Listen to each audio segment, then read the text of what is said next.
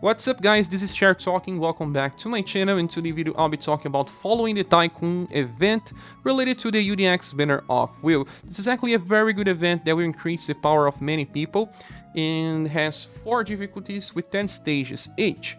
Well, first of all, this event for farming, it's not that hard, but the enemies have plenty of HP. The first round they have around 85,000 and they have a common weaknesses of blunt, sun and heat, but the highest one is blunt. And in the second wave we have 2 enemies and they are weak to blunt. One can be even instant killed. I'll show one strategy that's pretty fast, but more about that later. First of all, we need to click on details to understand more about this event. It will have a welfare tiler, but it will also allow you to get on the shop platinum pickaxes. They don't drop from the event, you have to purchase with currency, and this will allow you to get a new type of holy stone that increases damage by 60% and can be used on old double S weapons. I will make a full video about this, but I suggest you go for a staff. You can only get 1 holy stone now because of Joe needing double elements. And after Joe, you also have a choice of sword because of Bertrand and some other elemental attackers. Moving on, we have 2 types of currencies to get items from the shop. Then there is also this secondary event where you go and use expedition maps, and it will give you some rewards, even 2,000 gems, gold pieces, and more. It's dropping from other places as well, main story and ruins explorations if you need something from there.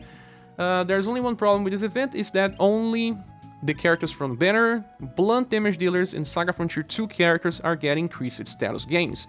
So it's maybe a good time to use party boosters, but remember that right now it's only 10 more points of HP when compared to the past events, so barely any difference. Okay, now we need to talk about the drops. There's plenty of drops here, and as you can see by clicking on rewards, you'll be able to get some daily materials for a new rainbow weapon made exclusively for Will that works with this current UDX style, but also the Perfector version. So good for those that want to craft a dedicated weapon for Will. Besides the 2 currencies from the event, there is also the drop of the precious stones, because this is what drops when we have Weapon of Holy Stones events. Then normal pickaxes and gold pickaxes for old types of holy stones, even magic stones. Now the explorations maps, then the materials for the rainbow weapon, and that's it. That's the things that you get to drop. This explorations map can be used in the other type of event here called God Digger Expedition, and if you are lacking iron, you can go for the Ruins of Ham, and this one bring Dowd or any other character that increases the iron gains and run this. You also get a chance for platinum tickets, gold pieces, and all of those. The other ones will just give you different types of drops, like materials for upgrades and other stuff. It depends on what you're lacking in the game right now. And don't forget, there's 2,000 gems here on the shop, so pretty good. There's yet another event here, that is the Cave of Holy Stones Changing Ore. This one is the one that will allow you to get the new Holy Stone. As you see, you need to use platinum pickaxes in order to run the dungeon, and you get it by going on the shop. Let's go back to following the Tycoon, and you see the platinum pickaxes here. They don't drop from the event, you have to purchase with currency. Also, you can get a little more maps. This is the rainbow weapon for Will, and you can craft with better passive than this, and normal stuff from shop as always. With all that said, let's go into the event itself. Well, some of my best setups was this one. I am bringing Magia fight formation, and I have 2 characters. One is So-cho. He's using the Remembrance gun with Mishe, and just increase leave it to me to 15. Mishe is very strong, and So-cho does insane damage with the Remembrance gun. Then I have Fuse, and Fuse is just using weaker weapon, and he just uses air support on the second wave to increase Mishe damage even further. And you can bring 3 trainees. Well, So-cho is super strong here because of Mishe having high power. Like I said, 90,000 damage on the first wave. Also, Fuse is buffing blunt damage here. Now, Fuse will use air support, increasing morale up, that will allow your So-cho to do even bigger damage, killing the enemies instantly. 3 actions pretty fast.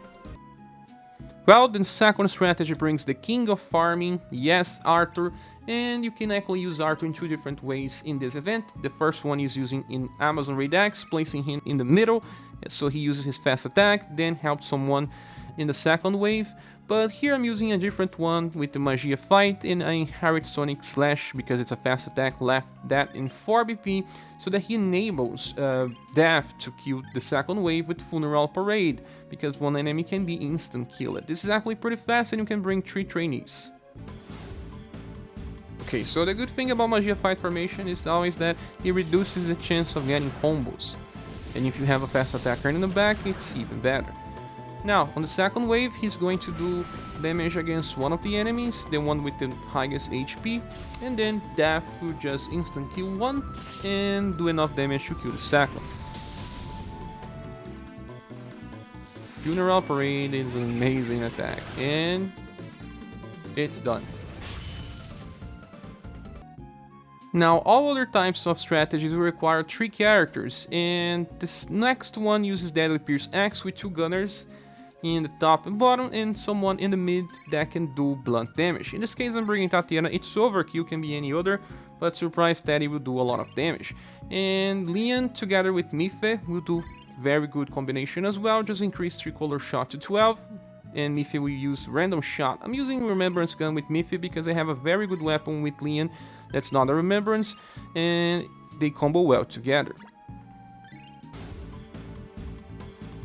Well, I really like to use this setup because Mishe is a off-banner, and almost everyone will have Leon in the game, and then the third character can be a plethora of different characters. And Deadly Pierce X is good because it increases the priority of the top and bottom characters, so they will always attack before the third character, and that in this case is Tatiana, so they won't ever break the cycles. Well, the next strategy was almost enough to do with only 2 characters. Maybe if you have better weapons than me, you will be able to. Well, I'm bringing Amazon Raid X, and I have Human Female. Other character that can work similarly is the last version of Leonid. Because of the cycle, you use a weak attack on the first wave, and then a strong attack on the second wave with Wild Overrun. So, it allows Alloces to finish the first wave with Grand Trample and then use that again on the second wave. But we were lacking just a little extra damage, so that's why I brought Elizabeth, because she buffs blunt damage and can even do damage to the enemies that survives. Not many characters have access to this type of rotations, opening with a weak attack and then using the strong on the second one. So when you have access to, it will enable characters like, well, Alloces, like Sparrow, like Bertrand.